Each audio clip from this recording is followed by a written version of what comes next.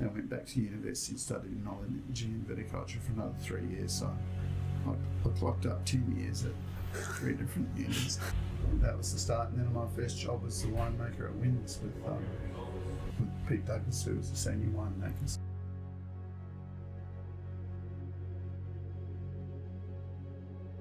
Today I spent some time with Pete Bissell, reflecting on his time at Balnaves, and to relive some memories, and to take a photo of him when he first started to where he has finished.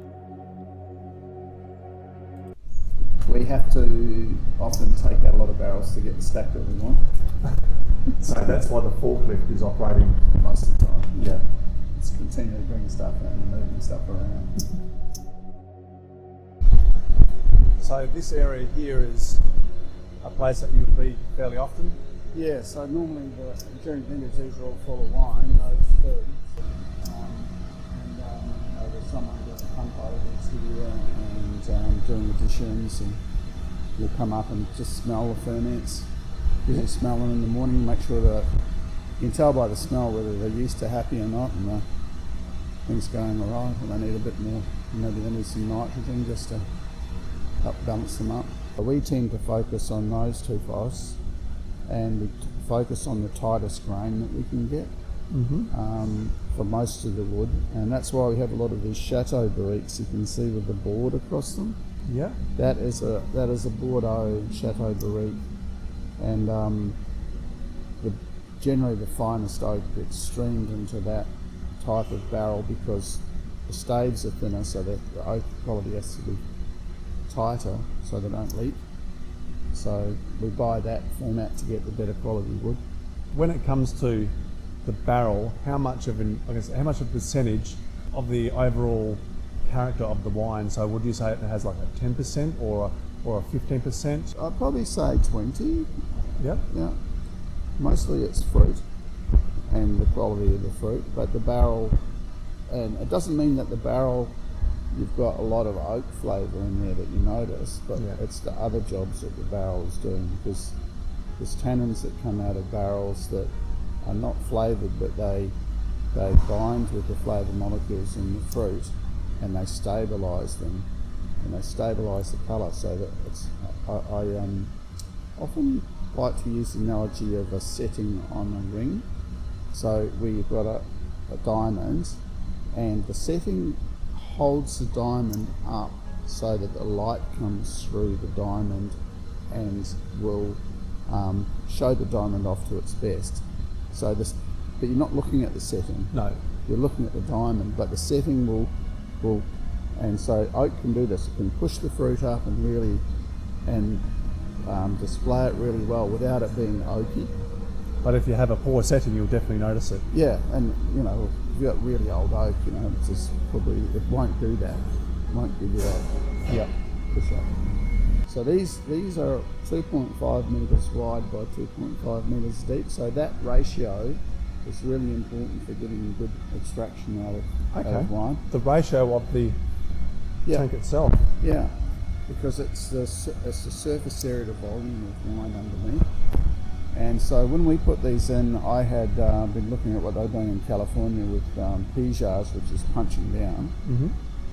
And there was really interesting things happening. And also we wanted to do ferments here where we wanted to put whole fruit into the tank. And so what we can do here is we drive the forklift along and then just lift it up and tip whole fruit into these tanks. Yeah. So we can do 50% whole bunches or 20% whole bunches. And so, for example, we were able to put some things in place like some design principles like it should be easy to work in. Yeah.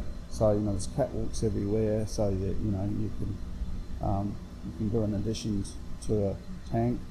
So is this where you do the additions to the tank in this one here? Yeah. So you lift the lid and do an addition, mix the tank with a submersible mixer.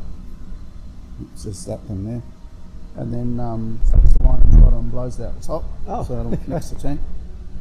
Otherwise, you'd have to set up a pump line, so you'd pump over the top and up the bottom. That's a lot more setting up. With those things, you just drop it in and away you go. So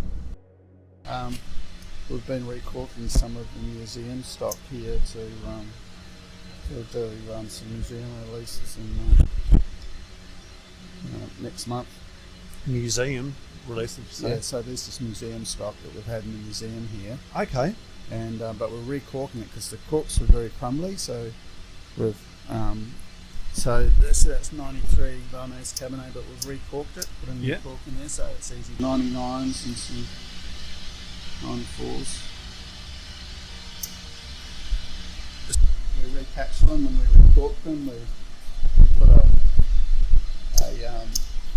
little sticker on there. So And these are the empty bottles here. So these are the samples. So we just get bottles down and we for doing samples to people.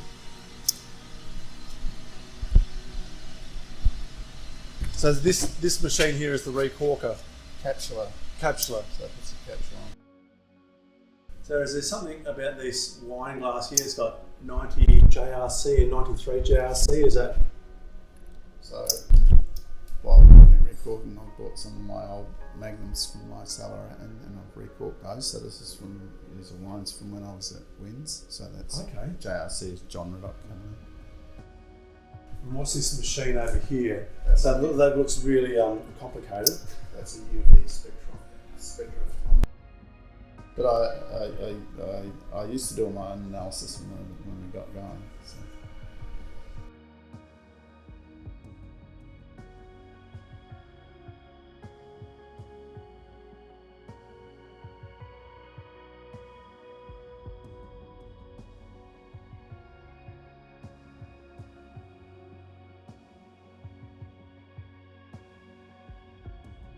Many hours spent peering through this window here. Yep.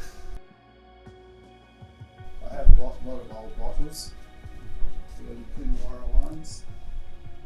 These are the treasure chest series, which were made. These are the first wines that had Qanawara on the label. Out of Qanawara. This one right here. Yeah. And this wine here, the centenary wine, we made in 1991 at Wins, and Pete Douglas and I decided that we needed to have a wine to celebrate because we both had children that year.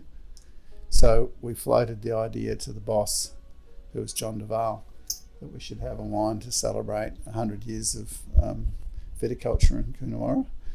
And so it got up, and so we got a French oak allocation for it, and it's a Shiraz Cabernet.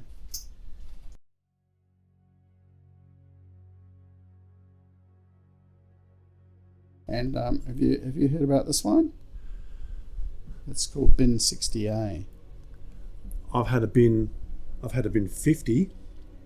Yep. So what is it about this one here? This one, the story about this one's really interesting. So Penfolds stopped putting wines into the wine show system sometime in the late 50s, and in those days you have to remember there weren't that many wineries around, so a wine show might have 12 wines in a class, whereas today we might have 200. So it was a different world. But so Max was asked to make up a show wine, and he made one which had Kalimna Shiraz, which is the sort of heart of Grange, from the Kalimna vineyard north of Barossa. So he had it 2/3 Kalimna Shiraz and 1/3 Coonawarra Cabernet, and he called it Bin 60, and they put that in the wine show, and it did nothing. He then reversed the percentages, so he made it 2/3 Coonawarra Cabernet and 1/3 Kalimna Shiraz, and called it Bin 60A, and it went on and won. At the point here, it had won 33 gold medals and It's silver 3. 19 trophies. Now, 19 trophies even today is a lot of trophies.